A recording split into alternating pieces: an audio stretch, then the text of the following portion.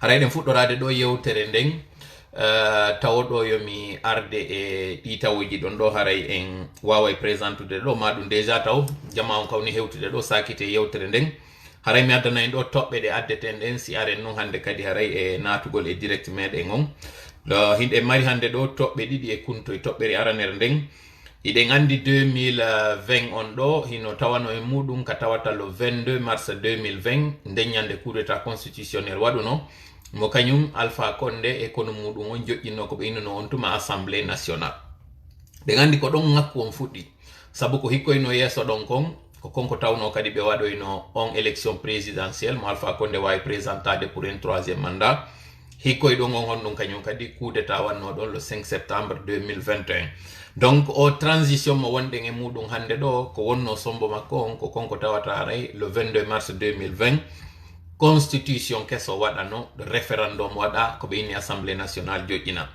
wiwɗen noon hande ɗo kan dartugol ɗin ɗon fof kon ɗum woni ko tawata kon han joni enen leydi meɗen ndi ala yarude yeeso kon ɗum woni sombo muɗum on ko hombo kañum kadi wawete wiide ko oɗo woni ko waɗi ɗum ɗon ko ɗum woni haray wonata toɓɓere meɗen nden ɗimmum ɗum en yewtay fi kon ko tawata kon e yi responsable ɓe wonɓe ka RPG tawɓe haray nangama e konko tawata kañum kadi woɓɓe go tawnoɓe ko wano ministre ɓe ma gouverneur ɓe nangaɓe fewdo hande ɗo nadoya ka kasoji wiwɗen noon est ce que ɗum ɗon hino maridi jomodiri toon nokkugo e ko tawata kon haray no wodi wonɓe ardodirde no wodi wonɓe folotirde fi wawgo remplace ugol kañum monsieur Alpha Condé ka hoore parti ardagol o parti inneteɗon RPG ko ɗum ɗo woni haray toɓɓere men ɗimmere nden toɓɓere tammere nden ko kunto e toɓɓe ko tawata kon haray hino wodi buyɗi yewteten ɗo fi muɗum no Allah newnirani en wo mi torike noon Allah newnanɗo en on yo wawu tindude ɗo yo newnan en kadi no seediren ɗo e jaam yo longinan kon ko tawata haray no hawride e sawaba mi yewta on ɗum ɗo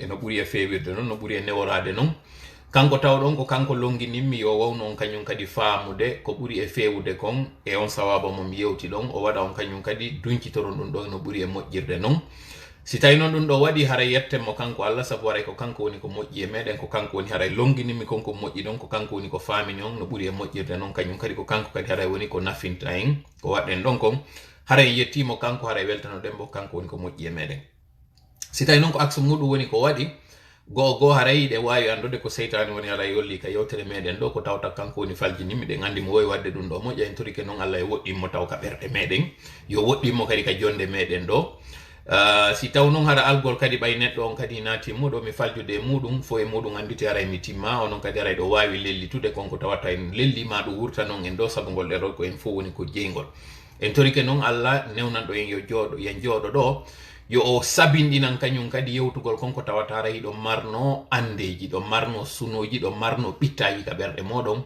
o moƴƴo e meɗen o ittana en ɗum ɗon amin ya Allah haray ɗen fuɗɗade yewtere meɗen nden ɗo mi falte noon haray yen fuɗɗorde nde ɗo gogo taw haray hiwragol fatunde andina on ɗo habaru fatunde nde heɓuɗen ɗo tawɓe haray ko bandiraɓe meɗen wakkilaniɓe moƴƴaɗe golle ɗe on ɗe waɗude ɗo maketeɓe hajja Kadija Gaya ɗo reni ɓe goy ka direct ɗo ni ɓe wakkili moƴƴa wiyogol yimɓeɓe yoɓe sakitu yewtere nden wi'a kadi yimɓe ɓen yoɓe aru rerɗinaɓe kañum kadi wakkilinaɓe moƴƴa darugol ngol ɗerol meɗen ɗo eɗen andi kay eɗe yinoɓe ñande wannoɗen kadi o direct meɗen ka suɓuɗen VIP ɓe wonɓe golliduɓe équipe tora on ɓe tawano e ɓen yewtunoɓe ɗon ɓe waɗi kadi yewtere labande ko sonnaɓe wiyeteɓe monsieur Touré ɓe fof hiɓe wontidi sengo Allemagne ɗo ko maali yembere woni ko ɓe jeeya yumma maɓɓe wiyen tun wi'iren noon yummiraɓe maɓɓe sabu ko ɓen tawɓe ko kañum ne'iɓe ko fayda ko lonto nene maɓɓe woni ɓen woni ko faati ɗe balɗe feƴƴude ɗo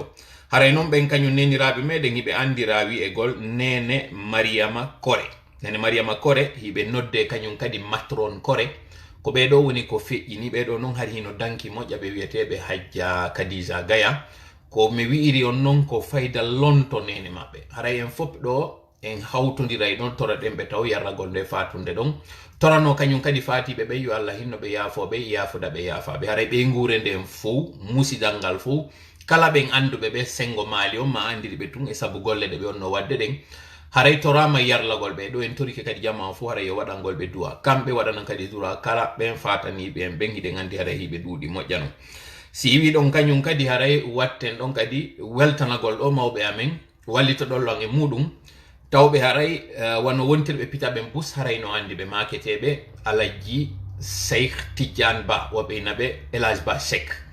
Elhaj Ba Seck ɓe wonno maire pita e ley o parti wiyeteɗo UNR.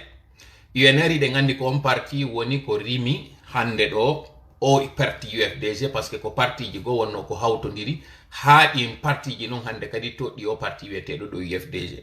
donc ɗum woni ko ɓe woni compagnon ɓe monsieur Ba Mamadou Allah hinno doyen Ba Mamadou tawɓe ɓe iɗen andi ko wonɗen e wadde ɗo hande ngol lasawol ngol wonɗen e juutinde ɗo koye maɓɓe woni ko dambuɗen ngol waɗiduɓe noon e maɓɓe laawol si tawi mi humpitike ɓeɗo hino ndaruɗe ɗi direct ji ɗi mi waɗata hino wattanila e majji kadi hino rerɗina ɗi hino yaccina fi majji fi kala hande ɗo cellal ngal tabitiraɓe moƴƴa min haray ɗum hino weltinanmi moƴƴa noon saabu koye sokeje ɓeɗo woni minen komin janɗi koye maɓɓe woni kamen jangi wiwgol ngol goɗɗo dartanto leydi muɗum ndin dartano démocratie on dartano no nunɗal waɗira. Alaji Ba Seck hande ɗo hiɓe fooyi moƴƴa noon kono mi humpitama wondema fi kala konko ɓe fooyi ɗon moƴƴa ɓe daraylan direct jiɗi moƴƴa. hande ɗo hitongo jogama ɓe wawata haray makude kono ɓay tun haray na guiɗe ɗen ma noppi ɗi woni ko jaɓa yerka ɓe heɓi feere woɓe toloto ɓe lando direct ji andin ɓe addaneɗi ɗon kaɓe nawni ɗon ɓe ndara ɗi ɗum ɗo haray ɓay mi humpitike ɗum welinmi sengo go weltininmi moye suninimmi sengo go ko ɗum woni ko suninimmi kon ko konko tawata hay andingol siɓɓe am ɓe wondema hay ɓe weltori komi woni e wadde kon rerɗina kadi yimɓe ɓen haray yoɓe wakkilinan ɓe du'anolan e muɗum koye ɓe eɓɓu hino tawa e konko mi yewta ɗo no feƴƴiri hakkude maɓɓe e mawɓe an go tawɓe hino mapanila moƴƴa ko woni e wadde ɗo ƴettugol direct on ɓanna kaamilu on ɓay ɓe wawata yewtude ɓe sappo kaamilu on ɓe andina ko komi woni e wadde ɗo awa dow ko e diina kam mi woni e dambude waɗugol ɗum ɗo ma ɗum ko komi woni e wadde ɗo ɓay ɓe wawata yewtude ɓen mawɓe an ɗo wata jangude sabu fewn ɗo si goɗɗo yewtida e maɓɓe ko bindol ngol ɓe waɗata ɓe windana on ti ko ɓe faala ko haray noon sukaɓe maɓɓe ɓe ɓiɓɓe maɓɓe yo yafanolan o témoignage mum woni e wadde ɗo sabu ko wonɓe très discret hay si tawi hiɓe ɓitti ma hiɓe soñji ma hiɓe mari hande ɗo o mapunde ɗo sabu cellal ngal ɓe yaltinali ɗum ɓe médiatise ko ɗum min mi woni e yaltinirde médiatise ɗin ɗo ko piiji tati ara nun ɗum taw waɗangol ɓe reconnaissance ko tawata kon ko gon cippiro ngo ɓe waɗi woni hande ka wonɗen e tuggude ɗo e muɗum ndaren no lannitoroɗen kon ko ɓe fuɗɗi go'o weltanoɓe ɗum ɗon ko tawata kon sa yi hande ɗo hiɗe wadde ɗum ɗo ko par ce que kamɓe kadi ɓe wanno lowre nden ɗimmel muɗum reconnaissance ngol ɓe kadi kon ko tawata kon contrairement e woɓɓe goo tawɓe haray hino hulaninmi no mapanilan hino faala hay yo mi acci to ngo cippiro ɗo kamɓe ka ɓe beeli ɗon hiɓe rerɗini hiɓe wakkilini ɗum ɗo hiɓe du'anade lan hay si tawi hitongo yaltata ɓe wallina kadi ɓerɗe mawɓe am ɓen wiyaɓe wondema yoɓe wallitolan e ɗum ɗo wata goɗɗo dartolan e ɗum ɗo troisième man kadi toragolon on fof yo waɗan ɓeɗo du'a kaɓe waali ɗon ɓay ko Allah woni jogui cellal ngal yo Allah jonnituɓe cellal maɓɓe ngal yo Allah dikkin kala ɓe nawnuɓe hande ɗo toon to miɗo andi o ndaro e o direct an ɗo ko ŋaññare jande mi woni on e yewtude ɗo kono ande ko iwi kon ka ɓernde daroyto kadi ka ɓernde mi humpitama ko wonɗon e ndarude lan direct ji ɗin kon fi kala en wawata yewtude hande ɗo en ala e yiidirde mais kono haray onon ɓayɗo yiwde lan ande miɗo weltani on miɗo weltori on ande kadi hande ɗo ko golle ɗe fuɗɗino ɗon mi woni e ndarude ɗo no min lannitoro haray min toriki Allah e okkor min kutu e muɗum ɓoyna on kadi hoore meɗen hoore amen ɗo kamen ɗaɓɓira du'aji kamen ɗaɓɓira barkiji kamen anda hino woodi kadi kamen tippi min anda hino woodi kamen woni e dartanade ko tawata kon ko haqqeji amen ko tawata ko golleji amen ɓay koko fuɗɗi ɗon haray mi woni e lannitade amin ya Allah haray ko témoignage ɗo mi falno waɗude yafoɗon lan noon ko tawata kon haray hande je suis un peu émotif ko tawata kon haray sunoji haray hino hawtodiri ka ɓernde an ɗo ala kulli hal haray ɗen fuɗɗade yewtere nden ɗo nde tawata nden mi fuɗɗora nde taw salmingol wontirɓe ɓen sigiri moƴƴa ko ɗum mi woni salminirde ɓe sigiri ɓen mi tintingoɗo noon haray moƴƴa salmingol yetteteɓe ɓen savane mi salmina ɗo yetteteɓe ɓen maga suba mi salmina kadi yetteteɓe ɓen jawara mi yeggitata kadi yette soɓe ɓen e yette bariɓe wontirɓe ɓen sengo sigiri miɗo andi haray ɗon jiiɓi ko honno tawiri haray miɗo salminde ɓe sigiri ɓen hande ɗo ko sabandema ko tawata ko ngol ɗerol meɗen hande ɗo ko gonna darire sengo hot guine wano kankan kurusa sigiri manjana ha yeso ton on min nata hino fota tere ko min darete kon kadi nokkugo mi hande ɗo responsable ɓe ɓurɓe towde woɓɓe ɓe wonɓe ka parti RPG tawoɓe ɓe ndaara ɗi direct ji an ɗo holla kadi komi woni e yewtude kon hiɓe faami ɓe holla ɗo hande ha honto ɓe yiɓe woni trahi no tawata on hande parti RPG on hino gérirede mi faala noon haray on heɗitorolam hakkil mi faala wata on heɗitorolam ɓernde andon politique no nandi e religion no nandi e dina kono ko honto kanji ɗiɗi ɗi seedi moƴƴa non ko konko tawata ton dina si a naati e nder mum ko ɓuri yelede konko e tawa a yaltata sabandema no woni ɗon harayɗa felliti ko pellital woni e mum politique on non naafi hande eɗa e nder parti jango ma faɗɗi jango a yalto e on parti ɗon ɗo wona probléme non duwa ka wonde probléme ko duwa ko yo tawa rasi e woni nene goto ɓe yiɗen e ɓe ngure wotere hiɗe muyni hay e endu wotur ɗum si hanga suɓike parti mi suɓike goɗɗo go ɗum haɗata aren fotten e tabal gotal ngal ñamen e nder miral goton haɗata darna juulugol mi ara mi yewtira ɓawo ma mi juula haɗata sa heeɓi sokola mi tawde ma e mum haɓata sa heeɓi welo mi tawde ma e muɗum kadi sendude e mum ko ɗum ɗo woni muamalaku ko ni faalira ɗen nayo taw hara politique on puusa en ha tawata welduɓe ma kawtirɓe ɓe haɓida ɗon haray hakkil hollaka haray faamu waɗali moƴƴa si faamu waɗino hay goɗɗo mo tawata mo jaɓali dina maɗa kan ala no dolirama e nder muɗum ko ya accumo ɗon andita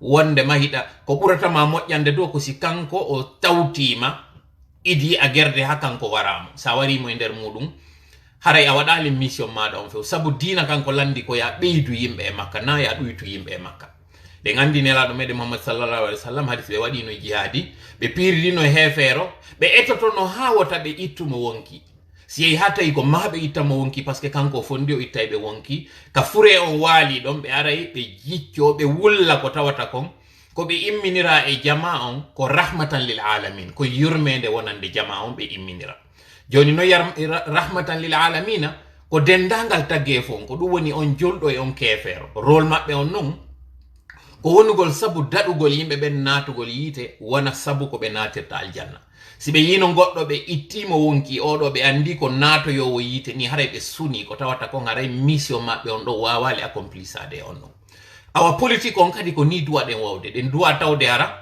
se yi goɗɗo hino e laawol tawgol ko o ñingol torane ɗen mo Allah yo tawtu en e ngol laawol fewgol o waɗa en enen taw déjà e laawol ɓurgol fewde ngol o ɓeydana en kadi yimɓe na yo ɗuytan en kono min e fuɗɗorade ɗo yewtere nden ko par ce que hande ɗo politique on traumatise moƴƴa jama on ko hay konko tawata ko gonga yimɓe ɓe wonde ɓe huɗitoto ɓe hutito moƴƴa non eɗen andi o audio Alpha Condé yaltunoɗo ɗo yimɓe buynanguno wiugol ko manipulation yimɓe nangue wiugol ko diversion min ari ɗo min yewti on d'ailleurs so wattane yila ko ɗerol amen ngol ɗo ɓuri commentude fi muɗum si après ɗum presse ji luttuɗin fof non nangi non e commentugol hande kadi haala kanka lolli moƴƴa non kono waɗini ɗum no tawa kadi ɗon andi mi yeetike wondema konko yaltunoɗo nde ñande na e yaltude petoni hari koko yaltuno neɓino no tawa e ɗin ɗi tawata haray ka ɗerol ɗo meɗen gollitorde humpitagol goɗɗum daratal opportunité yaltingol ɗum muradu ɗum après ɗum ɗon kañum kadi ɓay on wi'aɗo ko kañum tumira yaltingol on audio ɗon ɗum ko kañum Khalil Kaba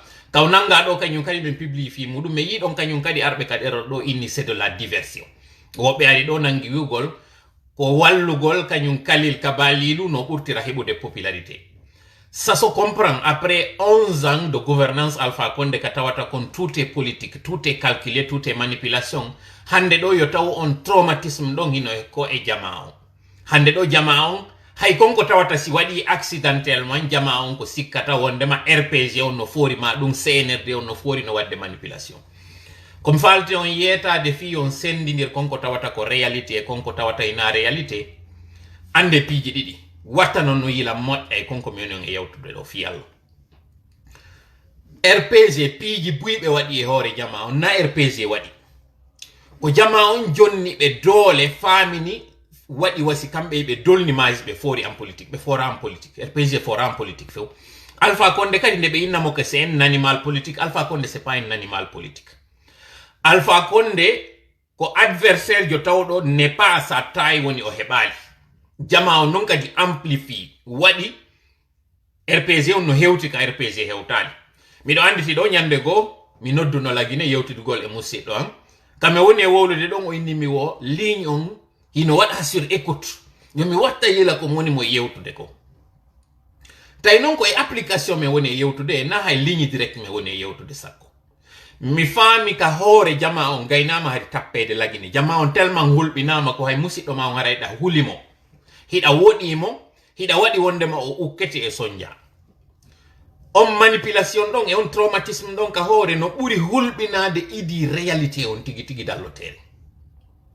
Qu'est-ce que je veux dire imon don kadi ande CNRD hande do kala ko be woni wadude déjà taw lawongol majjitirino be CNRD hande do non tigi o yiko men de fois ko tatombe woni wadde be hottoto woni hande kadi donc itte e salaji modo wonde ma CNRD on ko fort CNRD on ils sont tellement nuls ils sont tellement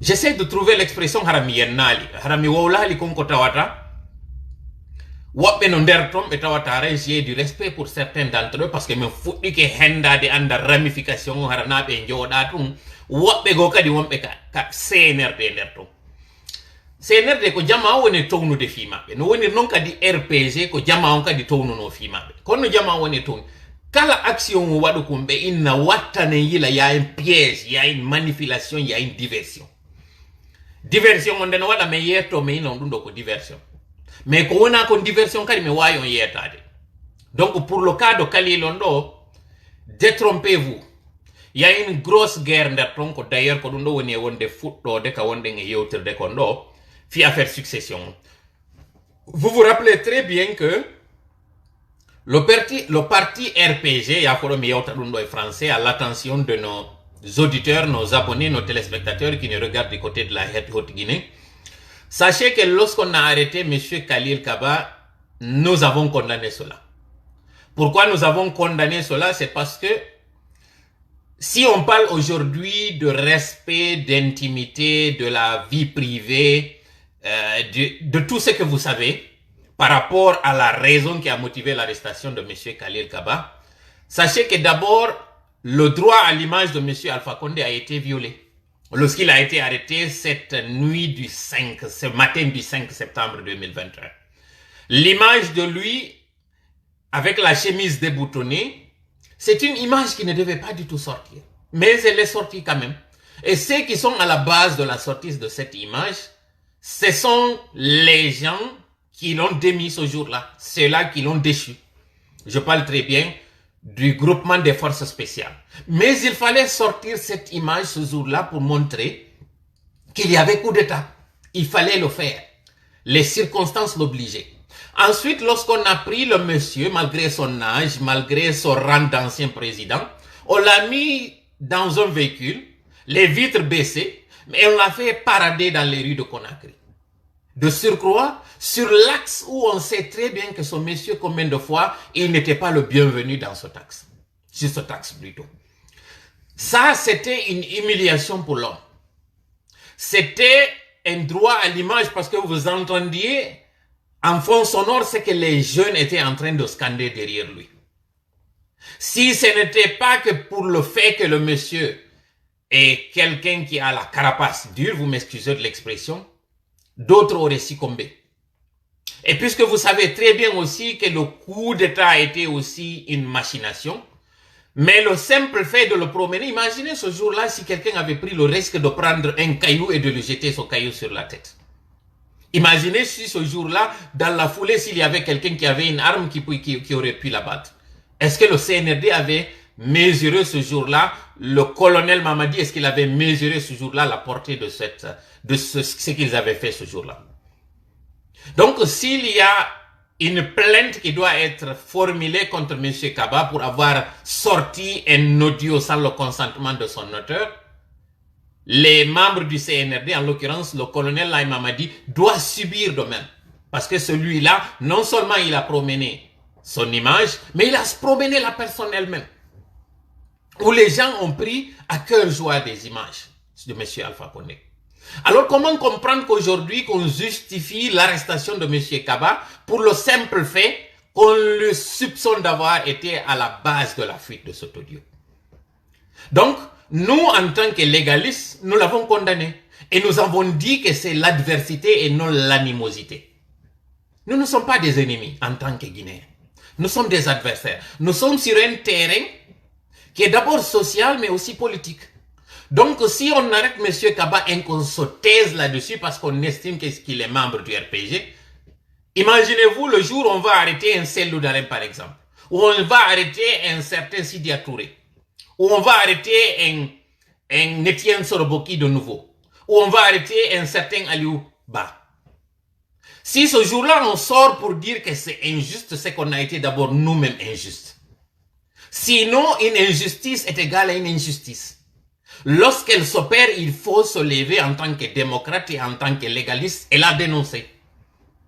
Donc nous ne regardons pas M. Kaba en tant que M. Kaba. Nous regardons le terrain, la situation de l'injustice, sur qui qu'elle soit, on la dénonce, on la condamne. Donc je voudrais vraiment que vous vous départissiez de ces sentiments parfois malsains, de penser que lorsque nous sommes en train de condamner l'arrestation de M. Kaba, dire d'abord que c'est une diversion, ensuite dire qu'il ne fallait pas qu'on dise quelque chose lui concernant. Et pour l'albéine, ou aussi son du jodi ke di moment, ta wiu immoy hore di mojang, wiu immoy hore ame. Mi yiltetano en do e exemple wondo très simple. Fewndo be yaltinno monsieur Damaro, ka suudu makko. Jama ngontuma weltino applaudi si kelli inni c'est bien. O yaltinama ka suudu makko. Si vous vous rappelez, mandite kon wonno commentaire amen on par rapport à wombe darde directini. Ma non be yeyibe sutanoy ke si ontuma jama fu immino inni ke Damaro no mari di contrat kanko e patrimoine bâti on. S'il faut l'expulser, il faut d'abord un préavis, il faut passer par les règles de l'art. Koko wadano comme monsieur Cellou Dalein et monsieur Sidia Touré wadatano. Donc à un moment donné, il faut être très vigilant. Naya immo kella godum parce que fait on kawone wadde don ça t'arrange. Il faut avoir raison garder anda conséquence di mudum di nyande dum do rewto e hore makon no waroita. Donc ko ni won den e wedditorde waden gi division parce que si jama on kelli dum do ben tawbe fu weltorake ko nanga kon nyande mo modo ngongo non kadi nango ya mamo mede ngon nango ya enen kadi ngi moyto tum fudo de wiide no condamné beda be andita ko be wadano kon kambe kadi be mo be na non jogitemo don o yi division on kon du wadata. Alors que non en faut c'est jonnindiri juude, nous avons un adversaire en commun, nous avons un ennemi, je peux me permettre de dire en commun, c'est l'injustice, c'est l'arbitraire. Ko dum do doit en condamnude fu ko dum do doit en dartade contre monu wondo wadu e hande do ko mboni kala ko CNRD o donc ko CNRD o marden ko cipperte ngi mudu se nangino yugol korun am bedu ngen nangali cippirgol be do yehi ka le yagal nyande feccio be o arto e yenen kadi donc andi o histoire iyan na itati na e rane wengen ba wane wengen kanyum e bode wengen won dum wadoyno din donc honno ari don hendira don nagge wote don hata wo heddo e ke sakiti ngen. Alors que si naydin tati non di jonnidir no duude ndum bonoru do ma ndum buut ngim buuto wi do watano di nyamude. Donc ardinen hakkil moƴƴa waden bernde den serato ardinen hakkil andon kadi hande do si wawi do déjà convaincu de lo kan adverse e mike be tawti en no buri tuma inude den cippirde mabbe ko dum simi jonni on exemple nela don si be cippirino e goddo ko be tawata don be faaletaake tawargol mo ko tuma yi hata wi taƴi tokkota ko be wara mo be mbojja kanyum kadi konko be wadi don il en est de même kadi hande do ko be yiwdo ngido yawiti do ka RPG tawbe be hande do be dabbude ka be ya parce que be yi jetta don ka yeso berne mabbe weltorali mo na gerugol be do rebela be contre mede ko gerugol convainca be do andinen be hinna gere leñi on n'est pas dans ça. Hande do CD taw enen hiden catalogue ayde wada wiwen ko bombe be gere hebe poussa en toujours yen natu e on pièce yawgol sengo ka leƴƴi c'est très grave. O yido fewndo be yimmino be yi ka kasuri ka suudu makko ko hondum be wanno do manipulation o yido kadi vidéo circule do ka innabe ben ko be ka axe immi yeytaymo weltana golmo accompagnement aren no joni e sujet on tigi fuddo den deuxième point on si aro en non ka premier point fi wowlugol ngol do fi journée du 22 mars 2020 et 22 mars 2022 on kon dum wadi si taydi assise ji do ko do di fudda aren taw e ka on do mo tawataw kon dum wadi ha o fit audio yalti ko yaltini audio on kaka tawno don wobbe go batibe kanyum ka sori faalabe yo taw go kaseru tum feccata ko ben non jetti kaydiri nangi e circulingol oda woni obligé kanko kadi gergol heba on audio do mi yetti kan audio on ko entre 14 à 16 minutes longueur makon wobe hay inni ça va au delà des 16 minutes que c'est 18 minutes que ça loi no tien woni ko 5 minutes woni ko 10 minutes ko yalti ɗon kon do on nani kon ɗum yewta nder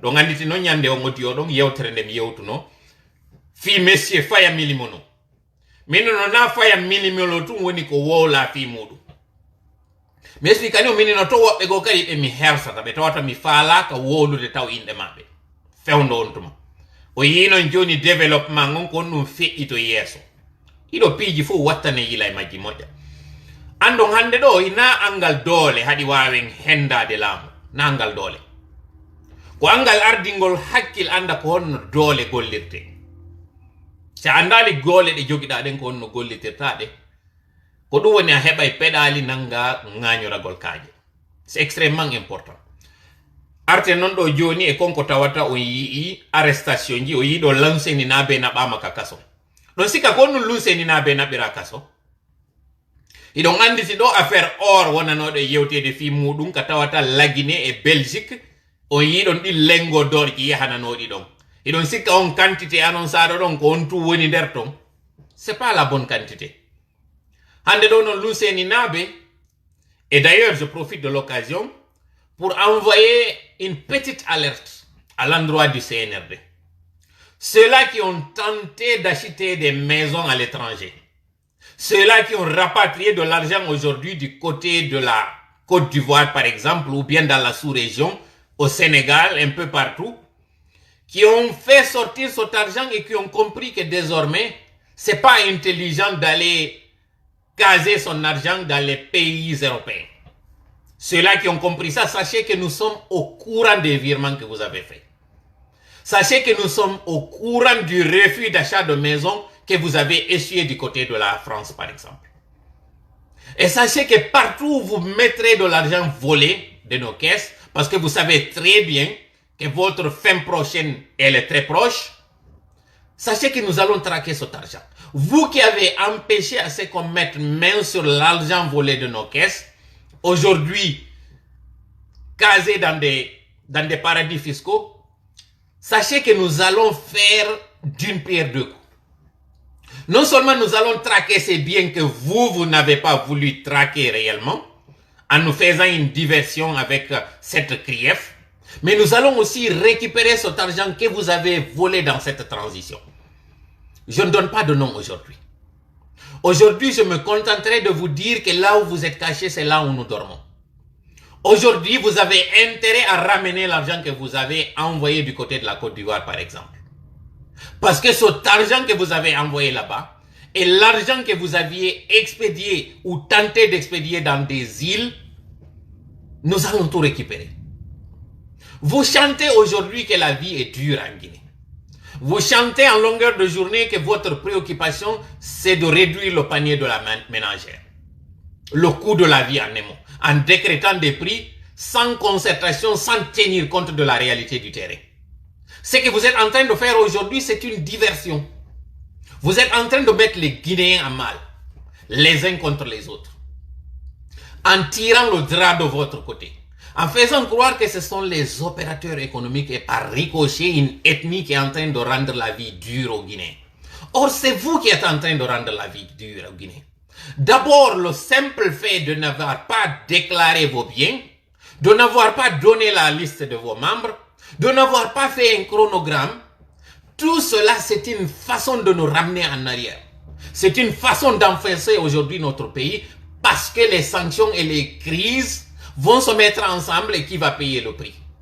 Qui va payer le pot cassé de votre malgouvernance? Ce sont les citoyens, vous et moi. Et lorsque vous voulez faire une fuite en avant en faisant croire que le résultat de mauvaise gestion de votre entêtement, ce sont les opérateurs économiques, ça c'est malsain.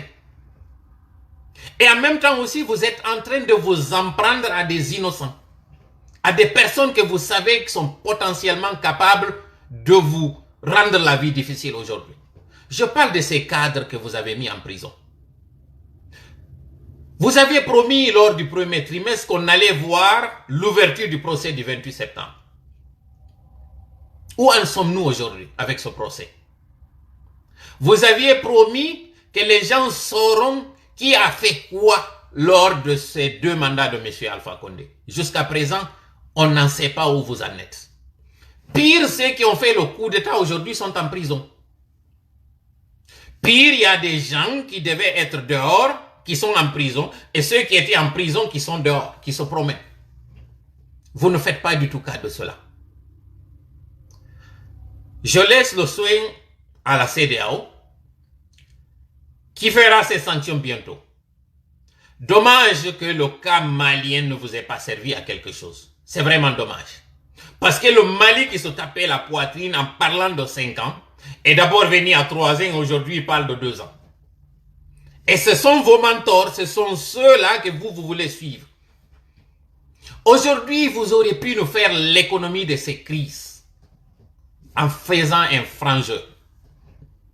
En pensant à ce bas peuple, en ne vous entêtant pas. Parce que le projet suicidaire que vous voulez faire, en tentant de proposer une durée de transition de 3 ans, c'est suicidaire pour vous. Moi, je ne parle même pas des 5 ans que vous tentez, parce que c'est un ballon d'essai que vous êtes en train de faire à chaque fois. Mais il tintina on do jama, mais andina on do ko no CNRD woni warrude jama on dara si tay kollun no feƴƴa. Iɗo anditi ɗo yo monsieur Alpha Condé yaltine taw, ɓe waɗu taw rumeur wonde ma Alpha Condé ino Maroc, imo en transit mo yawde hewtoyde Turquie. Ɓe ndaari taw ko ɗum wonata réaction jama on. Est ce que si hande ɗo innama Alpha Condé no yaltude, est ce que jama on jaɓay? Ɓe andi ɗum ɗon on wawi waɗude goɗɗo wo laali goɗɗum. Si ɓe yaltinoymo non ñalorma teɗɗan, ɓe waɗi o jeu mo ɓe wanno waɗugol image ji ɗiɗi, faamina ko moniɗo, ko suniɗo, ko nawnuɗo, ko wonɗo e mayde hay e wona yaltinede. Ɓe waɗoy kadi photo go weltingol ɓen tawnoɓe no jiɓi simo wuuri, ɓe waɗanoymo photo ɓe holli ko hentiɗo moƴƴay mo jogana e saku makko mo ƴawnede ka avion. Donc mi expliquani on tuma ils ont joué des deux côtés. Ɓe jonni mo kala image mo on faala yiwde on. Ɓe waɗi ɗum ɗon feƴƴi. Après ɗum ɗon kañum kadi on yii ko on no ɓe waɗiri en ɗo fii waɗugol dansa kuruma ka hoore kañum CNT ɗo. Ɓe yaltinta wawa siko rumeur. Après ɓe confirme, ɓe yi réaction jama on ɓe andi ɗum ɗon kadi gasay. Après ɗum ɗon kañum kadi cuuɗi leader ɓe ɓen ɗo ko honno ɓe waɗiri. Toujours CNRD on ko fella darto waɗata ko bako fampo. Si ɓe ndaari ɓe tawi ɓe waɗi goɗɗum jama o réagi sali ɓe andi woyɗu feƴƴo e. Ko ni kadi ɓe warriri fi affaire o transition ɗo durée on ɗo o yii ko ɓe yaltini kon ɗo ɓe inni wo ko chronogramme on. Ɓe waɗi ɗon 4 ans et demi. Ndaarugol ko honno jama o réagi sirta. Kono ɓe yeggiti ko Allah daali kon ko alqur'ana bada ausbillahi mina cheitani rajim o inni innahum yakiduna kaydan wa akidu kayda. Fewndo CNRD jooɗotono e kaydi waɗa o programme maɓɓe ɗo hari ɓe miijotano ko o conflit ukrainien ɗo entre Russie et Ukraine on gere ɗon no fokkiti. Mali kadi miijatano ɗum ɗo kadi hari hewtirayno ka woni ɗo. Hande ɗo non ka du'aji meɗen ɗi woni e jabade ɗon o yi crise ukrainien on ko honto hande fewdi. Un mois après han joni Poutine wawali hewtude Kiev, wawali hewtude ka capitale jogo saare nden. Andi ton non, c'est la grande Russie et la petite Ukraine nangodiri. Hande ɗo mit Poutine on o yani, miɗo andi ti fewno fuɗɗino wolde ɗo fi Poutine har no wodi goɗɗo mo suusata e wolude fiinde Poutine. Goɗɗo hay suusata on tuma jooɗade wowla hay ɓari ndomo hari goɗɗo suusata. Hande ɗo non Poutine mi yiɗa yiyay ɗo joni yimɓe men fof no jooɗo waɗanamo direct ji wola fi makko. Hay ɓe duwano ka wolde fi makko. On jawmo marnon o geri on ɗo yani fiyon ɗum tuma yanuɗa e fofuɗo wo tuma yanuɗa e goɗɗo mo ɓurɗa wo doluɗamo gibi ɗon hara e andu jawmaɗa on o yani ko ɗon o yanata. Allah yiɗa ya yanu e goɗɗo mo ɓurɗa o yiɗa. Toujours Allah hino darani on wonaɗo e toñede. Si a woni tun a dolni a ƴetti dole maɗen a feƴƴintiniɗe e hoore on mo doluɗa dole maɗen iwa joni o hetta. Loin de mi yewtuɗon mi feƴƴina mi ɗuɗɗina haala kam mi faala tun andi ɗon par ce que miɗo andi no woodi buyi wonanɓe Russie no woodi ɓe et je respecte position maɓɓe o. No tawa ɓen aroɓe ka page ɗo nanga wiugol wondema min falji Russie no wallude dina ka Russie no wallude Afrique ɓe colonisali Afrique. Je n'ai rien contre lui, Poutine. Je n'ai rien contre lui. Je vous ai même dit que j'ai de l'admiration et j'avais du respect pour lui. J'ai toujours de l'admiration par lui parce que c'est quelqu'un de courageux. D'ailleurs, c'est grâce à lui que la Russie a évité cette chute qu'elle était en train de faire lorsqu'on a dissous l'Union soviétique en 1991. C'est grâce à lui, après M. Gorbatchev, que la Russie est devenue la Russie forte, celle de l'ours, la Russie de l'ours. C'est grâce à M. Poutine. M. Poutine, c'est quelqu'un qui a été un grand travailleur. C'est lui-là qui a fait de son pays une force, une puissance militaire, une puissance très respectée. J'ai de l'admiration pour ces personnes-là qui ont à cœur leur patrie, qui défendent leur patrie. Mais puisque je suis contre ce fort sur le faible, je n'ai pas aimé ce qu'il est en train de faire en cautionnant des dictateurs sur le sol africain. J'aurais aimé qu'il y ait toujours l'équilibre de terreur. C'est-à-dire, si aujourd'hui l'Occident n'a qu'un seul fort, qui va défendre alors les faibles? J'aurais aimé que M. Poutine soit celui-là où la Chine, en tout cas qu'il y ait les deux blocs, pour ne pas qu'il y ait un seul fort, je l'aurais aimé. Mais lorsque la Russie s'en prend à ses voisins, les plus faibles que la Russie aurait pu réunir pour les rendre plus forts, ça c'est une chose que je condamne. Donc encore une fois, je respecte vous qui soutenez la Russie. Je vous respecte. C'est votre choix. Je n'ai aucun problème par rapport à ça. Mais détrompez-vous. Ce n'est pas en soutenant la Russie que vous êtes en train de rendre l'Afrique plus forte. Non. Rendre l'Afrique forte suppose que nous prenons notre destin en main comme l'a fait la Russie lorsqu'elle s'est sentie menacée. Servons-nous de l'exemple russe pour nous aussi bâtir notre propre force, cette force africaine. Si vous êtes des panafricains, sachez que ce n'est pas en soutenant Paul ou Pierre que vous allez rendre l'Afrique forte. Ce n'est pas en pensant que l'ennemi c'est l'Occident, la France en l'occurrence ou les États-Unis. Ce n'est pas en pensant cela que vous allez nous donner de la force. C'est en vous disant que notre propre problème, ce sont nos dirigeants africains qui n'arrivent pas à être à la hauteur. Ceux-là qui sont en train de voler les biens publics pour les rapatrier dans des paradis fiscaux. Ceux-là qui sont en train de tuer leurs propres frères pour se maintenir au pouvoir. Ceux-là qui ne veulent pas du tout l'alternance sont les ennemis de l'Afrique. Ce ne sont pas ceux-là qui soutiennent les dictateurs, qui qu'ils soient. Que ce soit la France, que ce soit les États-Unis, que ce soit la Russie, quiconque soutient un dictateur doit être combattu. Et je voudrais donc qu'on ne se trompe pas d'adversaire, qu'on ne se trompe pas d'allié non plus. Parce qu'en le faisant, nous allons toujours faire le même perpétuel recommencement. Nous n'irons nulle part. Donc, are mi arta ka pulal, mi yewta en do hande, on yi ko on to leydi men din fewndi. Be wonaɓe naadede ɗo hande kasoji. Monsieur Khalil Kaba, hande ɗo déjà RPG on si tawno tigi tigi Monsieur Alpha Condé. Himo nunɗi e ko woni e wadde kon.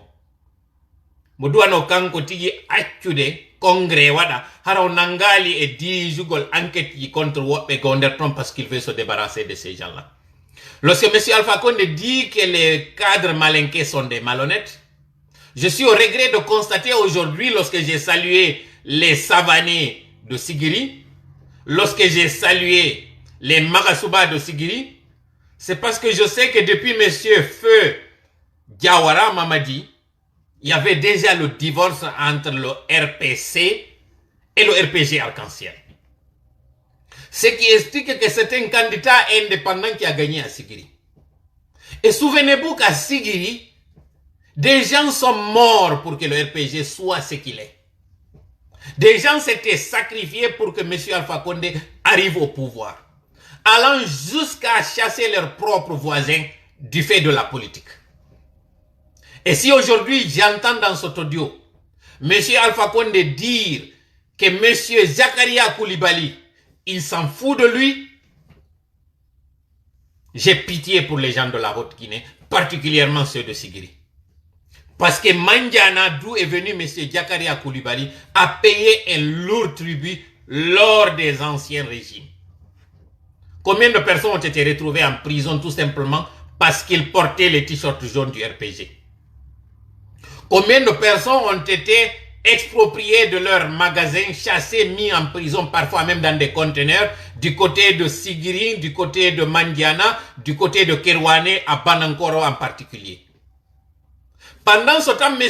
Kassori, par exemple, faisait partie de ceux-là qui réprimaient les militants du RPG. Et aujourd'hui, voir que M. Kassori, avec tout ce qu'il a fait, parce que la chute du RPG, c'est lorsque ces militants de dernière heure sont venus se gripper sur le parti. C'est là que les malheurs du RPG ont commencé. Sinon, le RPG était vraiment fort. Le RPG était sur une voie. Le RPG aurait pu gouverner 3 mandats. Mais ceux-là qui étaient les partisans du coudéisme, qui ont conseillé à M. Alpha Condé de changer la constitution, qui ont même fait campagne pour lui lors de ses présidentielles, ce sont ceux-là qui ont fait la chute du RPG.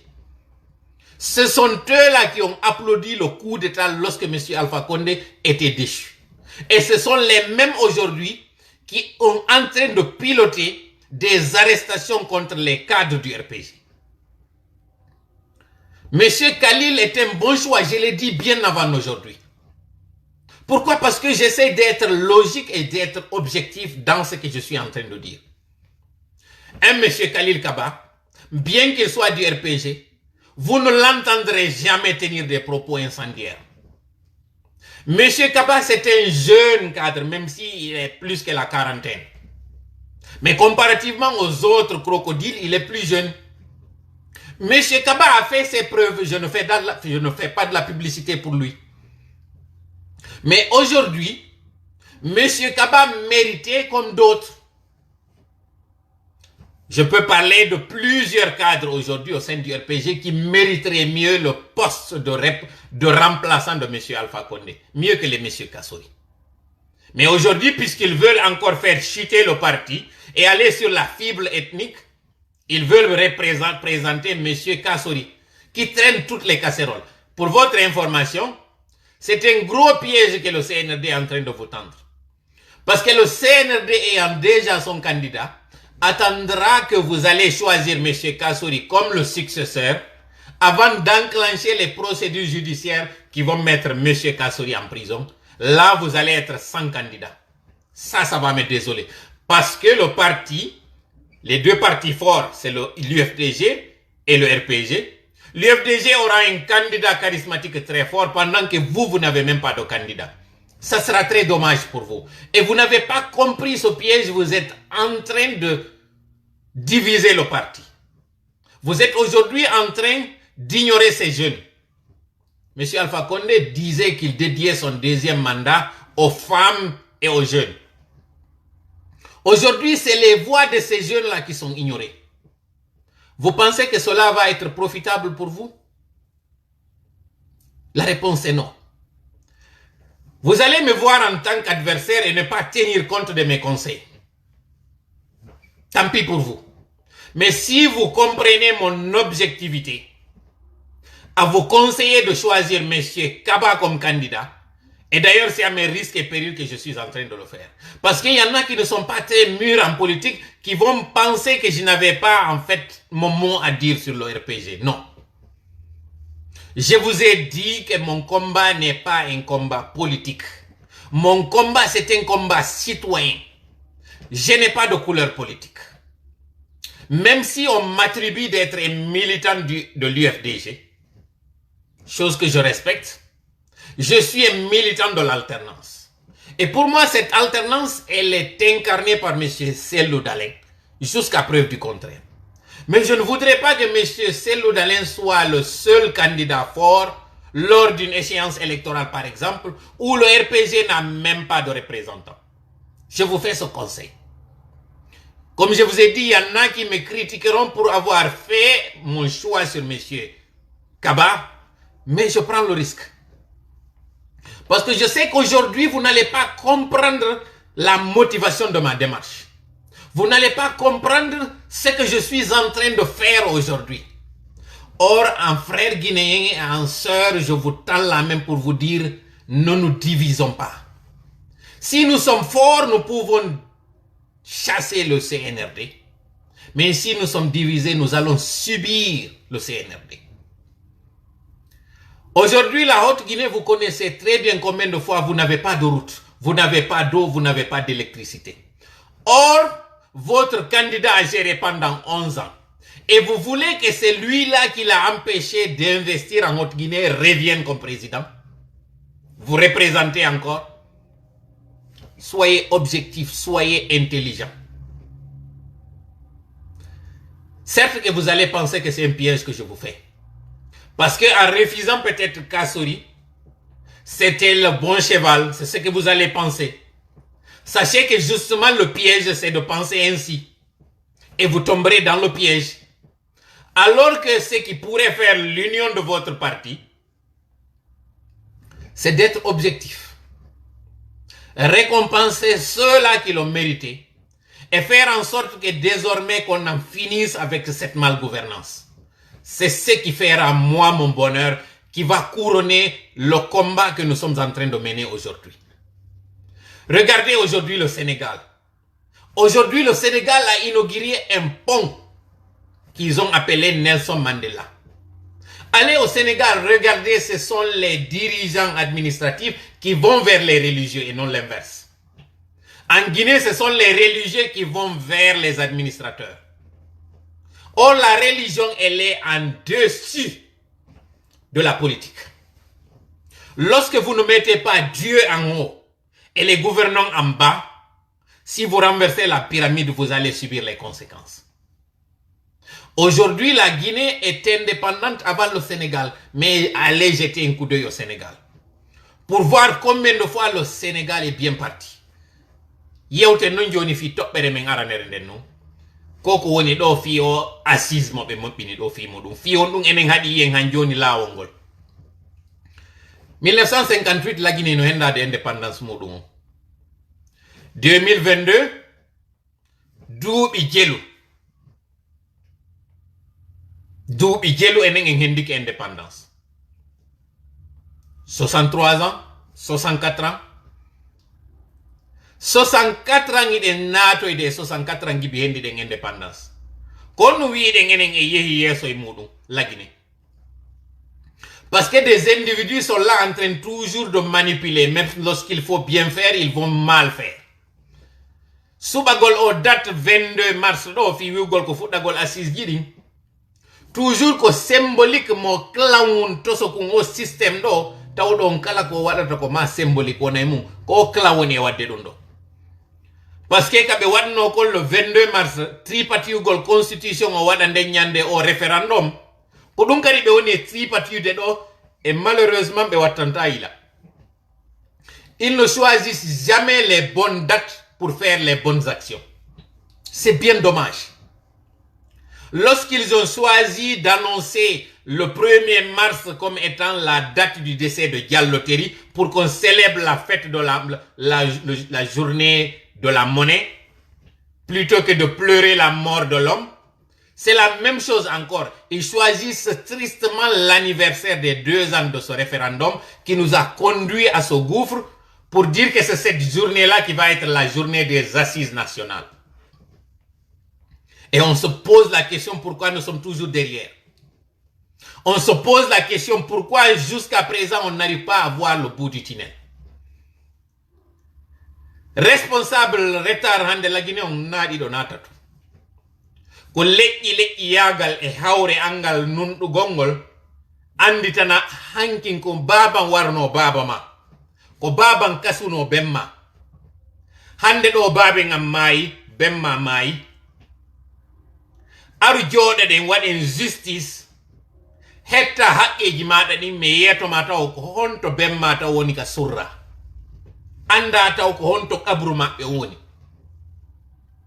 iwa ɗum ɗon justice waɗe condamné on waɗnoɗo ɗon inde wiyanoɗon ko traître jo ma wiyanoɗon ko comploteur jo yaltine e ɓen comploteur wiyaɓe ɓen ko comploteur ɓe. Qu'est-ce que ça coûte vraiment de faire ça?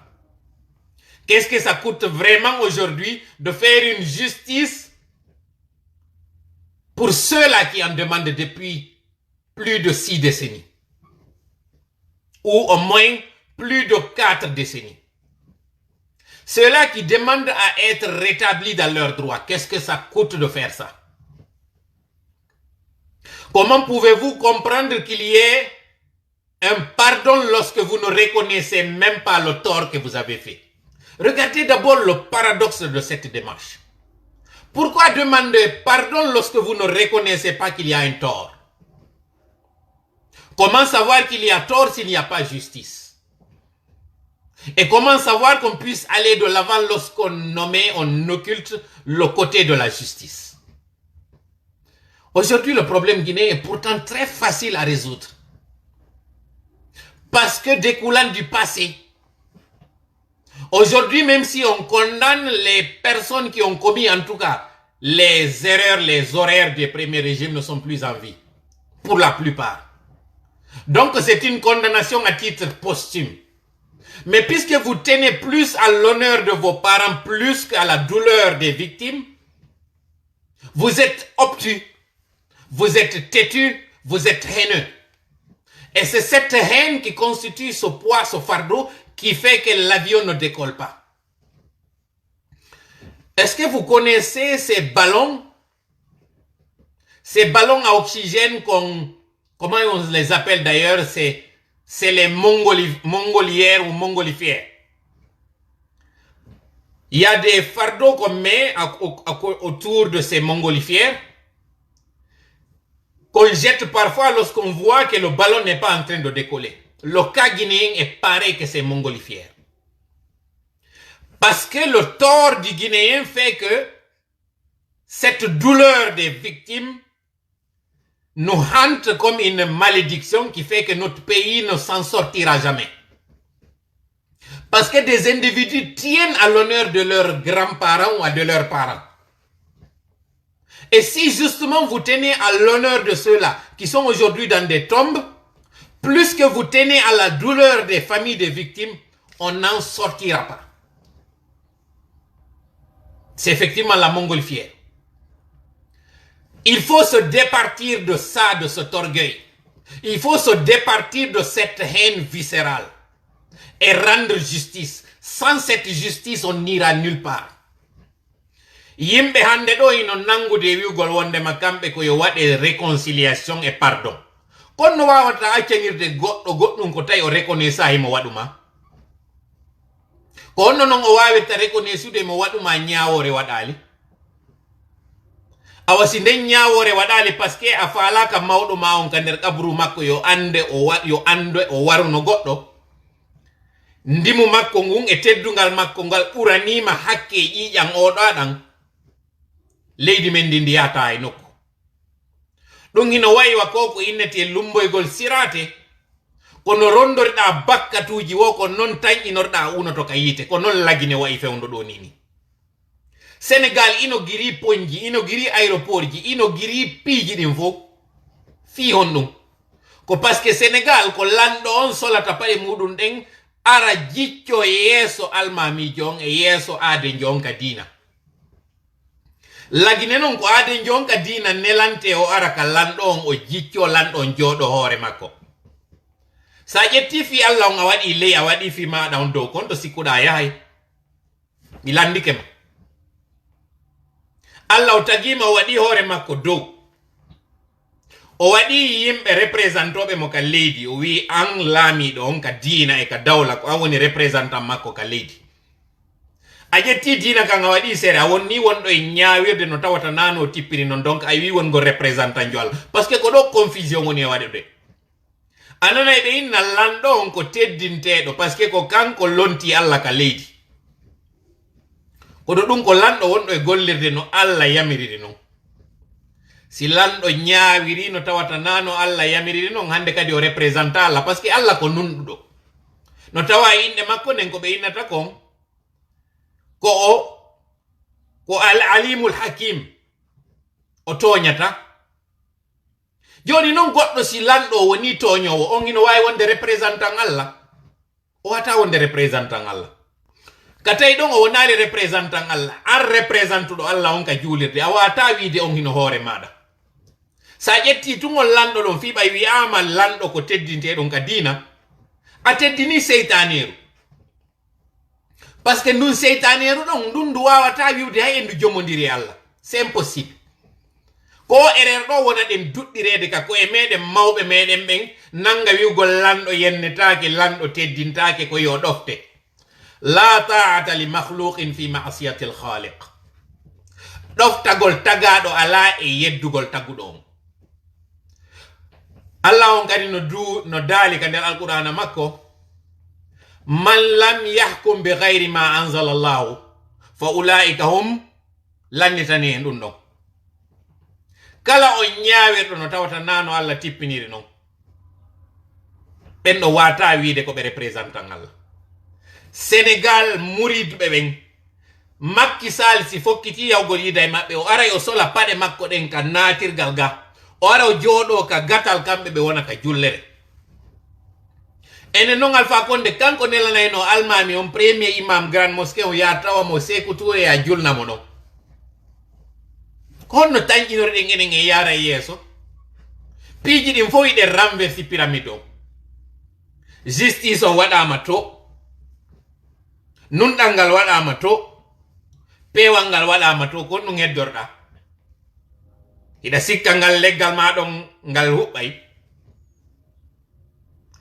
Problème guinéen on, il est très simple, il est très facile, mais malheureusement ko mata o soñjoɗen moƴƴa si yite lawol ngol. Parce que no woodi wonɓe wiide mawɓe amen ɓen tabitata wonde maɓe bonnuno hanki.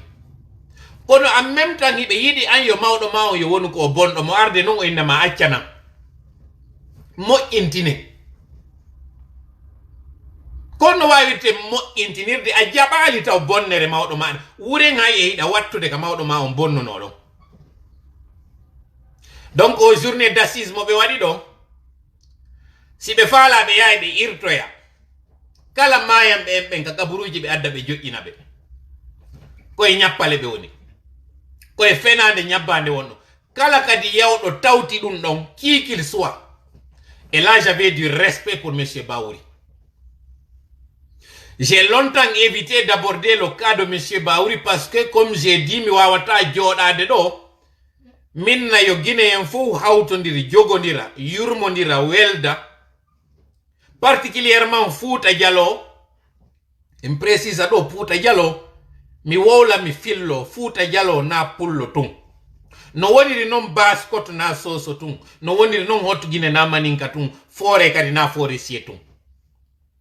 Kono mi wawata en hawtindir juuɗe golliden e hoore an, a jaɓali han joni faamugol, a wawata waɗude gonga on nunɗal waɗali, a wawata wadde sariya on lawol fewgol ngol rewaka. Monsieur Baouri on woni ministre de la réconciliation, fewno tan lannode laamu kañum monsieur Lansana Conté, si je ne m'abuse, sinami fayo, ka gouvernement d'union nationale. On tuma ko wawno ɗo waɗude ko yawgol nun hetta fureji warano ɓen Guinée forestière, wiyanoɓe ko rebelle ɓe naɓa jonnita ɓe ngureji maɓɓe ɗin, c'est bien. Mais est ce que on tuma wawno non kadi ƴettude ɓen fellunaɓe ɓe naɓi ɓe ka ɓe ngureji ɗin wiɓe ko min felli ɓiɗɗo moɗon o gaccanelam, harana jonnitugol ɓe tun fureji ɗin. Ma awa si tawi ɓe bonni tabintine wonde ma yi ko rebelle ɓe num ɓe naati ɓe waɗi rébellion, kono hino fureji moɗon ɗin. Est ce que wanno ɗum on tuma monsieur Baouri? ɗo non joni ɗon yaade naate e tawe e commission mo tawata on commission ɗon wala e wowlude fi justice on. Et je vous connais combien de fois vous êtes attaché à ce qu'on appelle la justice. Comment pouvez-vous comprendre que vous soyez crédible aux yeux des gens si l'aspect de la justice est occulté? Donc symbolique waɗa ɗon kañum kadi démarrugol ɗi assise ji ɗo le 22 fi toujours lannitagol ko ɓe wanno kon 2020 kadi toujours ɗi symbolique ji maɓɓe ɗo ko ɗi kadi toujours nattirta e ɓaawo. Direct meɗen on o juuti, mi anda ko combien minute heɓuɗenmo ɗo, kono ko mi wawata on yettade en ɓurni 1 heure de temps on ɗo, hiɗen huɓinde ɗo, mi ara ka divers ji ɗo, miɗo mari piiji tati ko mi yetto. Malheureusement e yi suumaye on hino natude ɗo e hoore soñjaji ɗin fo hino arande Guinée. En yiɗo on fuɗɗaki taw yiwgol conséquence ji ɗin birediwal ko jelu woni e kutoyɗe ɗo. Ɓe gandi noon suumaye e birediwal ngal ko honto weldi. Iden andi taw deja hay moƴƴingol mboyriji ɗin woni ko kaaba woni ko foññe ko honno ɗum sattirta ka suumayeɗo. Sukkaron kañum kadi sattay woni sabandema ko tawata o crise wonɗo e wadde ɗo déjà o yi prix carburant on ko on to fewndi kono mi woni on e yewtirde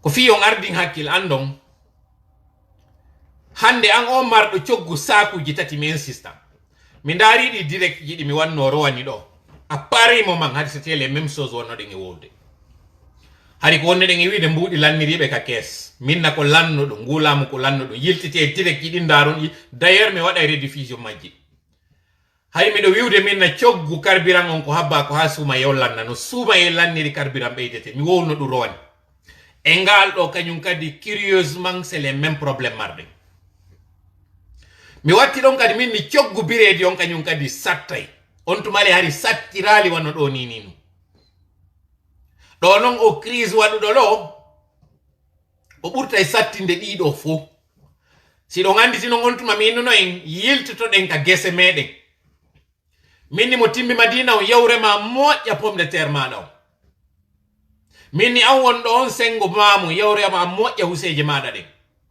an wontiɗo dalaba o yawrema moƴƴa huseje maɗa ɗen ɗo yawrema moƴƴa carotte maɗa ɗe yaw moƴƴina moƴƴa tamatije maɗa ɗen alhamdulillahi rabbil alamina hande ɗo yi récolte on campagne agricole on ko woni e yaltinde ko nanunoɓe on tuma yiltiti e leydi ndin hande ɗo ɓe ninsata kon ko ɓe waɗi ɗum kono kala ɓe wedditinoɓe jooɗi habbori poron ande ko woni arde ɗo kon mi wowla mi fillito sattende jande hino fokkitani aduna on fo kono sattende ɓurde e janɗude no fokkitani sous région on particulièrement lagine andi ton ɗo noon taw sanction ji CEDEAO ɗin ɗi yanaligoy taw ka diverji noon no tawa e ko ko yi sommet extraordinaire mo CEDEAO on waɗi hanki o yi Mali wonnoɓe wolde ɓen fi 5 ans de transition hande kadi ko jelɓoyone e jeejirde fino ɓe sortororo ɗon andi ton noon économiquement Mali no ɓuri en wonde stable économiquement hande ɗo ko poron tum ɓurdirɗen kam Mali daɗali ɗon malgré superficie et richesse moɓe mari on e ƴuɗugol population maɓɓe ko laggine tan ƴinne ɗon ƴaway sanction ji ɗi noon ara watto hoore ɗo hande en mbay ɗon mapani o mo taw ɗon ko ñande o yalti o ñaami ñande carburant waɗa ɗo 13 000 ma waɗa 14 000 o yi déjà taw hande ɗo hot Guinée kanka litre essence ko 15 000 hande ɗo ɗum kadi ko si a yii sigiri ka wownetake station ji ɗin ko ɗi vide sigiri joni noon ɓeɗo ko si goɗɗo sardi otowal muɗum yaltini taw ka port naɓa hewtinoya marchandise on ton on marchandise ɗon goɗɗo no wawi joɗade e nder bureau mum climatisé wiya ko télé yeyete ko an sodanimo ko an yoɓanimo wali wali ko a wonimo yoɓande magasin makko on ko a wonimo e sood waɗande mo dédouane man ko an jonnimo carburant makko on a hewtini kako a woni o yoɓde chauffeur jon barage ji ɗi waɗɗon ɗin hande ka yimɓe wona ittinede mbuuɗi ko a woni ɓe ittande mbuuɗi e ɗin barage ji donc o gouvernement o ɗaynay woni hoore makko par ce que na jama on woni e ɗaynude par ce que kon woni ɗaynugol hoore mum ko tuma tawi a sikki wondema ƴoƴay ha waloɗa ka fetere ƴoƴoɗa kadi ha suddoɗa fetere ni ça c'est un gros leurre. Donc ici pour terminer je vais m'adresser à la population guinéenne, cette population qui me tient à cœur, cette population martyrisée aujourd'hui, cette population qui est victime de cet abus de la part de ces gouvernements, de ces gouvernants, ceux-là qui n'ont aucune pitié pour la population, qui sont en train de faire une diversion en faisant croire qu'en décrétant des chiffres, ils peuvent faire baisser les prix dans le marché. Ce n'est pas en cassant le thermomètre qu'on pourra faire baisser la température. C'est en faisant face à la réalité qu'on pourra régler le problème. Aujourd'hui, nous savons très bien que vous vous êtes projeté en l'an 2025 pour finir votre mandat. Pour finir votre mandat, je le dis très bien, c'est pour finir la transition. Or, vous savez qu'un gouvernement de transition, plus vous durez, plus les choses deviennent dures pour le peuple. Et plus vous vous braquez contre la communauté internationale, plus cette communauté internationale va frapper dur. Malheureusement, vous êtes à l'abri dans un premier temps, parce que vous avez des bons de carburant, vous avez des véhicules 4x4, vous avez des gardiens, vous avez des bonnes, vous avez tout. Mais ce peuple, cette population, ces mères qui vont dans les marchés, qui vont dans les débarcadères le matin, celles qui partent pour aller chercher la pitance quotidienne, est-ce qu'elles ont votre soutien? Est-ce que ces mères-là ont quelque chose pour mettre sous la dent? La réponse est non. Mais sachez qu'un peuple frustré, c'est une bombe nucléaire. Vous allez subir les conséquences. Cela est inévitable malheureusement. Ce qui me désole, c'est que encore pendant que nous allons nous tapocher, d'autres vont faire leur envolée. Le Sénégal aujourd'hui, même la Côte d'Ivoire, même la Sierra Leone, la petite Gambie, et je m'excuse auprès de ceux-là, je parle de la superficie, nous dévance. Alors que Dieu nous a dotés de tout. Nous avons même de la pluie en pleine saison sèche. Le mois de mars est supposé être un mois très chaud. Mais en Guinée, même au mois de mars, nous avons de la pluie. La pluviométrie en Guinée forestière, c'est 9 mois sur les 12. Tout ceci aurait pu nous être avantageux. Tout ceci aurait pu être des atouts pour que la Guinée puisse décoller. Sans parler du fait que c'est le premier pays de l'Afrique occidentale francophone à être indépendant. Mais aujourd'hui, c'est le dernier des pays. Pourquoi? Par la faute de ceux-là qui s'entêtent à gouverner par émotion, par mépris, par haine. Tout simplement parce qu'ils ne veulent pas être équitables. C'est dommage aujourd'hui de voir que des citoyens vont mourir, soit sous les balles ou sous l'effet de la famine. C'est dommage aujourd'hui de voir que des enfants, leurs cours, leurs examens vont être perturbés encore. C'est dommage de voir que l'éducation elle est reléguée au dernier plan. C'est dommage de voir que quelques individus, juste parce qu'ils ont des armes, veulent confisquer la légitimité populaire. Veulent diriger par haine. J'ai vu ces images de maisons que vous avez mis à terre. Comme si c'est ce qui peut développer un pays. Et pendant ce temps, les caisses sont vides. Allez-vous encore construire? Ce qui a été détruit à Caporal, est-ce que vous l'avez construit? Et au lieu de maintenir ce qu'il y a, vous allez encore avec vos bulldozers pour détruire. C'est comme ça que vous avez détruit le pays. Vous ne construisez pas, mais vous êtes très prompt à détruire. Et sachez que cette destruction n'est pas que d'édifices. C'est aussi la destruction du pays. Vous êtes en train de détruire le tissu social. Vous êtes en train de détruire l'économie. Vous êtes en train de détruire la démocratie. Vous êtes en train d'affaisser le pays. Tout simplement parce que vous dirigez par émotion, par favoritisme. Vous êtes vraiment des amateurs. Malheureusement, vous allez encore vous buter au mur avant de réaliser que vous avez encore choisi le mauvais chemin. Vous n'avez fait qu'en fait que relancer la machine. Vous n'avez pas changé la direction. Vous êtes en train d'aller sur la même direction que le régime précédent. D'ailleurs, le régime précédent avait quelques acquis. Vous n'en avez aucun. Et malheureusement, qui va payer la facture? C'est le pauvre citoyen. Pendant que tous les pays du monde sont en train de se donner la main et que les dirigeants sont en train de penser à leur peuple, la Guinée, les dirigeants pensent à leurs penses et à leurs poches. Comment se nourrir et comment se remplir les poches. Et se nourrir, si ce n'était que la nourriture en tant que telle, ça va. Mais c'est comment enflouer comment sucer les caisses pour s'engraisser. C'est bien dommage. Regardez nos routes. Regardez nos hôpitaux. Et regardez nos écoles.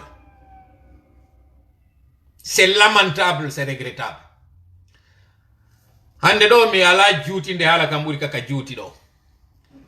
Buude ɗi asisi. kala marɗo feere sakuji tati mi jeeji ma fi Allah ƴettu coggu saku jonna o kawtal joma mo ala moƴƴe jama o moƴƴa itte sadakaji dumini e yugol astaghfirullah astaghfirullah astaghfirullah fi on ɗum wonɗen e wirde ɗum ɗo Allah on daali ka alquran nare o daali wa ma kana Allahu yu'adhibuhum wa hum yastaghfirun o lettata en kiɗen insinade go Allah on daali qultu astaghfiru rabbakum innahu kana ghaffara o watti ɗon yursili sama alaykum midrara o waɗanayi en toɓo on noon ko ɗum symbolise ko nemaji ɗin moƴƴereji ɗin wa yumditkum bi amwalin wa banin ko ɗum waɗi o waɗanayi en kañum kadi ɓiɓɓe heɓo ko no noon ɓiɓɓe heɓoto ko woni nafa heɓugol ɓiɓɓe ko prospérité toujours leydi nin wa yaj'al lakum jannatin wa yaj'al lakum anhara aljannaji ɗin ɗe wiide ko won ɗum symbolise ɗi donc duumo ɗen e wiwgol astaghfirullah duumo ɗen e wiwgol astaghfirullah astaghfirullah on noon innaka ɗengal tungoy kaka ɓernde e ka kuuɗe kadi fi on ɗum wirɗen kaka ɓernde kadi e kaka kuuɗe koyo taw nde ɗa wiya astaghfirullah Allah mi tuubi koyo taw yiɗa dartude hoore ma kadi kon no wiɗa Allah mi tuubi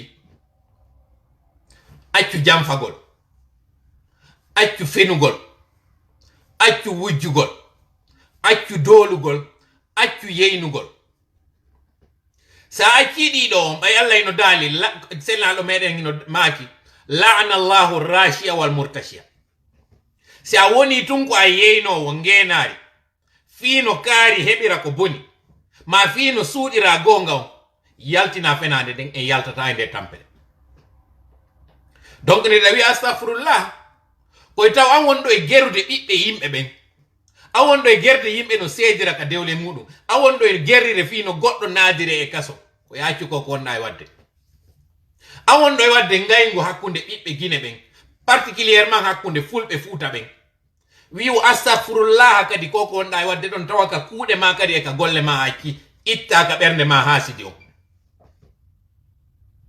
koye taw konko wowlɗa ka ɗengal hino yaadi kadi ka ɓernde e ka kuuɗe si ɗiɗo yehi daali siɗa faala a waɗa e astahfirullah laabi capanɗe jeeɗiɗi no Allah daali noon ka alqur'an lan yahfirallahu lahum Allah yafantako ɓe duumoɗen e astahfirullah o duumoɗen e astahfirullah duumoɗen e astahfirullah par ce que koko woni e heɓude ɗo mi sikka tun koko woni e waɗude ɗo ko par ce que goɗɗo no waɗude ko par ce que kadi yiɗen waɗude enen tigi mi neeɓi on takkanade mini miɗo mari ɗo yewtere nde mi jiɓi ko honno mi yewtirta e nde fi en faamude par ce que nde metti yewtude nde metti faamude ko on ɗum non mettini nde yewtude ko par ce que ko nde goonga gooko awolle ko muusuɗo nde metti faamude par ce que yimɓe ɓen duumike e mayre à tel point que sa wi yoɓe accude hino metti fi kaɓe yiɗe alors que le tanki en accali nden piiji ɗon e yiyata laawol ngol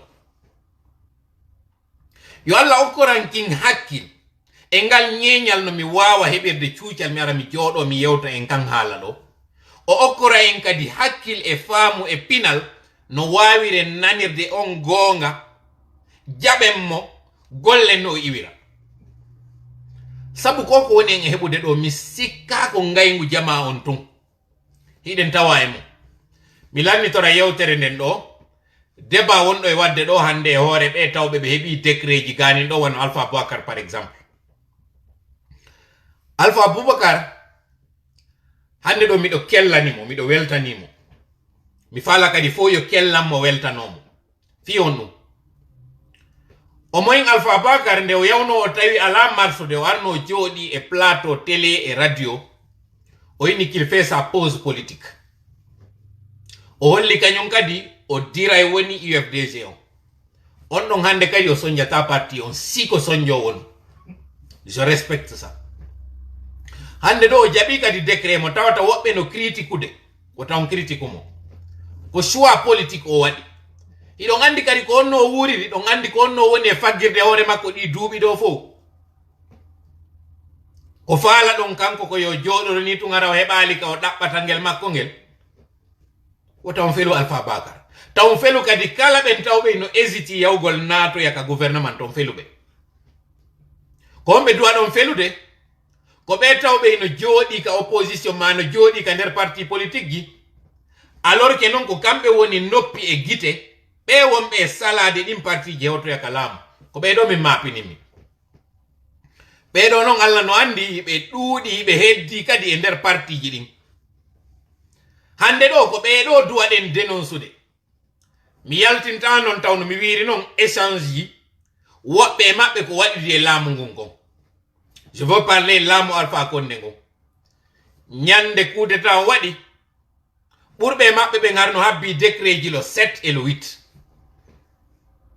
ay non coup d'état waɗi ɓe yahaligoy ɓe heddi ka bar parti ji ka ɓe woni ton an joni ɓeɗo hande no hulɓini ɓuri ɓe innuɓe hande ɗo jaɓi décret par ce que jaɓuɓe décret ɓe hande kadi ɓe andike ko kaari o yeehi o andama respecté kadi suwa makko kono ɓe luttituɓe ka nder parti ji nder ton hino faminde kamɓe hiɓe wadde gabo e nder mbooɗo hiɓe waɗi koyngal ngal ɗa ɓe waɗi kadi ngala ɗa ɓeɗo ils sont nuisible ko ɓeɗo min mi maridi probléme mum ko ɓeɗo kadi duwaɗen dénoncude ko ɓeɗo kala anduɗoɓe ko ɓeɗo duwa yewtede fimu par ce que ɓeɗo koko binata kon e pulal si ñawdo woni ñamowo ɓiɓɓe wurata maɗum minna kadi e pulal siɗa ɗaɓɓitude meselal mo wonɗa e ɗaɓɓitude de muɗum on no tippi e maggal a yitatangal ɓeɗo no mapinimi mi jonnayɓe noon iltimatom ɗo mi faaletake bondugol inde goɗɗo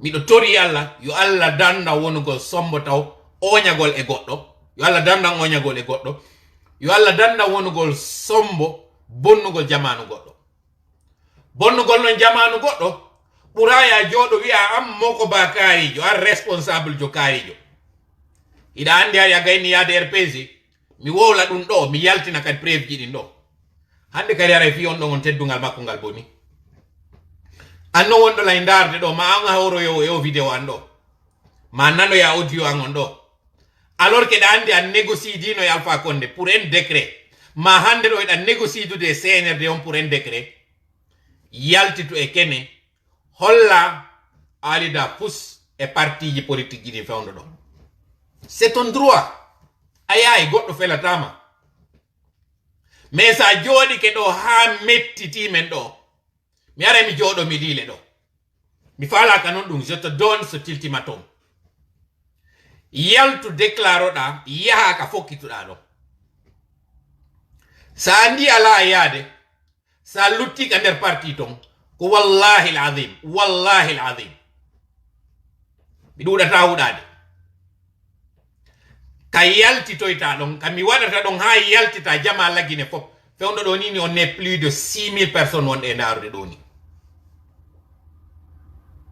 to ndaru koko wonɗon e yiide ɗo 3600 ma ko jerugu 4200 c'est pas ça si mi jooɗi ke ɗo mi yaltina ni jama on ko wonɗa e waɗude ma échange ji ɗi wadduɗa ma mi yaltini audio ji maɗa ɗo si ɗum écoutama ɗo luttay jokkete duuɓi mi falaka mi yiɗata menasugol mi jonne ultimatum fiya déclare choisi sa kamma on par ce que ko on naɓa artira moɗon ɗo haɗi han joni wawe yiide konto fokkita je le dis encore en français parce que certains vont penser que ce n'est que dans l'ethnie des Peuls que cela se trouve. Je m'adresse à toi qui hésite à aller accepter ton décret ou bien qui hésite à aller t'afficher alors que tu sais que si ce n'était pas le coup d'état du 5, tu avais déjà bénéficié d'un décret. Toi, responsable politique qui me regarde, toi qui avais marchandé, je ne donnerai pas ton nom aujourd'hui. Je ne te demande pas de te racheter. Parce qu'on n'en veut plus. De ton espèce, on n'en veut plus. Je te demande de sortir publiquement et de faire ta démission et de t'éloigner de l'équipe qui est en train de faire ce combat. Si tu es en train d'hésiter, je mettrai ici sur la place publique des audios, des échanges écrits entre toi et la mouvance présidentielle d'Alpha Condé, entre toi aujourd'hui et la jette. Je ne voudrais pas être à la base de cela. Je te demande toi-même volontairement de te déclarer et de dire ton camp. Si tu ne le dis pas, je serai dans l'obligation, et bien je serai très navré d'être dans l'obligation de mettre vos échanges sur la place publique. Je ne voudrais pas. Je salue aujourd'hui cette décision difficile, compris ceux-là qui ont accepté les décrets. Je les félicite pour ces nominations, mais je demande à ce que aussi les gens soient indulgents. Ne les critiquez pas pour leur choix. Par contre, M. Bahouri, vous êtes ma plus grande déception. Parce que vous êtes encore mis comme vous l'aviez fait en acceptant ce poste de je ne sais quoi, conseiller de M. Alpha Condé pour les états généraux de l'éducation. Vous l'aviez fait à l'époque. Vous aviez fini par jeter l'éponge à l'époque. Et vous êtes encore en train de vouloir construire une maison entre terre et ciel en acceptant d'être membre de ce comité national pour les assises. Sans justice, je vous dis que vous êtes en train de vous leurrer. Sans justice, vous êtes en train de vous tromper et tromper tous les autres. Et c'est bien dommage. Parce que vous étiez celui-là en qui j'avais vraiment beaucoup d'estime. J'avais du respect pour votre combat politique, pour votre parcours politique. S'il y a quelqu'un que je pouvais qualifier de fin politicien, c'était vous. Parce que vous n'avez connu dans votre vie que la politique. Contrairement à d'autres qui se sont retrouvés par accident dans la politique. Mais malheureusement, l'habit ne fait pas le moine. C'est pas parce que vous êtes un fin politicien que vous êtes à l'abri. Mais je comprends quelque part. Le combat politique en Guinée, c'est aussi une question de moyens. Et je sais qu'aujourd'hui, vous êtes financièrement très essoufflé. Mais sachez que vous avez une grande richesse qui valait plus que cet argent. Quelle que soit la sécheresse économique que vous auriez pu avoir, tant que vous avez cette abondance de confiance politique que les gens ont pour vous, sachez que vous êtes très riche. Malheureusement, vous avez tronqué cette confiance que les gens ont pour vous pour aller vous jeter dans la mangeoire. Mangeoire, c'est peut-être pour une façon d'ironiser. Parce que justement, il n'y a pas d'argent. Je sais qu'il n'y a pas d'argent. Je salue M. Sano, celui-là, ce jeune qui a refusé un décret, parce qu'il a estimé, étant clairvoyant, que ce régime n'a pas d'avenir. Que tous les actes posés par le CNRD n'ont aucun avenir. C'est des faits de paille. Haray mi yafino e moɗon ɗo mi toriki Allah e wonu ballo meɗen yo hawrindingen e sawaba haray mi weltani ke on fof mi jarni on ɓe wonnoɓe rewde ka saare pita wonnoɓe yaade mi anda ko laɓe ɓe wonno yaade ɓe miti hiwrodirɓe ɗon e ɓeygure an nden haray mi weltanike on mi jarni on mi sanni on mi hiwro ɗo kañum kadi ɓe neniraɓe men ɓe kallamba wontirɓe sengo États-Unis ɗo mi anda inde maɓɓe kono haray toujours ko ɓe landoto kon fiyan hino yewtudelam haray mi hiwro ɗo équipe frappon kañum kadi e kala ɓe welnuɓe frappo wonɓe wallitade hande frappon ɗo ɓe leluma ɓen ɓe dongol tuma ɓen ɓe bantigel ɓen hen fo modi wono wontirɓe ton ɓen modi communauté on en général ono wonɓe wallitade ɓen agent 007 no waɗira démarche ji makko ɗin aray min annonsanayi on ɗo si Allah jaaɓi inde ɓen suɓaɓe ɓen en heeɓi coordinateur jo ɗon en heeɓi kadi secrétaire jo ɗon secrétaire général si Allah jaɓi ko wanno noon kadi wonɗen e warrude e ɗumaji luttuɗe ɗin kañum kadi en annonce inɗe ɗen ɓeɓe Côte d'Ivoire o yafotola moƴƴa moƴƴa noon ko tawata kon tanke men gaynidade taw eɓe Sénégal ɓen e wawata taw wadde hay nokku teddugal e mobilisation mo men heeɓi Sénégal on hino feƴƴiti kamen sikkunoɗo à tel point que mi woni obligé repousugol démarche ji buyɗi mi wonno e waɗude saabu Sénégal on haray mi weltanike on moƴƴa teddungal ngal waɗan ɗon men ngal ko hittinɗon kon e fi amen on nunɗal laaɓal e wakkilare ko holluɗon men kon hande ɗo si frappe on hino woni ka woni ɗo alhamdulillah rabbil alamina ko du'aji moɗon on fo kono ko wakkilare moɗon fo e participation moɗon on fo e wi e répéti o frappe na affaire mbuuɗi o frappe ko affaire ɓernde eɗen andi noon hande miɗo wawi townude ɗo jungo alhamdulillah rabbil alamina heɓaki on wawɗo liɓude ngo jungo ɗo wiwgol min ñamana goto mbuɗi ɗo alhamdulillah rabbil alamina miɗo weltani onon ittunoɓe mbuɗi ɗin waɗi ɗi ka compte galf on kañum kadi ne lila yomi weltano on konko waɗɗon ɗon heɓuno 11 000 et quelque ɗi tawata ɗin ɗi golli ɗi tawata ɗin kadi ɗi nafi e moƴƴa fi affaire démarche administrative ji ɗi on ɗo warrude ton ande noon frappe on ha kam woni on e yewtude ɗo mi jaɓal mbuɗi hay goto koko yiɗo mi waɗi o combat en politique fof mo on ɗo layide yeeso réseau ji ɗin ɗo alhamdulillah rabbil alamina mi wawi townude jungo alamo min ñaami mbuɗi ko yettugol Allah buyno ande noon ngo cippiro ɗo ngo muusi moƴƴa konɗu noon muusini ngo ya waɗu presque 2 ans de combat ala mécène jo wonɗo may finance ude ko moyenji mene wonɓe ɓen ka mabo nder ton woni e wallitade ɗum ɗo ko wakkilare jande ni si mi wawi tenude ɗum ɗo ko parce que yiɗon facilitande men tation ono wonaɓe gollidede ɓen ɗo on darali mbuɗi ɗin parce que so daari no mbuɗi ɗin miɗo andi frappe o wawita noon ka e wernede sabu na min hettiɓe woni arde moɗon kono hande ɗo confiance mo jogani ɗo men on no ɓuri keesuji ɗin fo e nder aduna o ngal teddugal eɗen jikke ɗe waɗan ɗon men ɗon ngol giggol ngol waɗan ɗon men ɗo jonni men courage wonde ma lawol ngol sattay kono inchallah en hewto e ka faala ɗen ɗon haray mi weltanike kala ɓe wallitiɓe men de près et de loin dans les démarches haray mi toriki Allah yo wonu ballo meɗen mi hawrindin e sawaba yo waɗu nunɗal e hakkundeji meɗen e nantodiral e yurmodiral allahumma amin allahumma salli ala sayyidina muhammad wa sallim wassalamu aleykum wa rahmatullahi wa barakatuh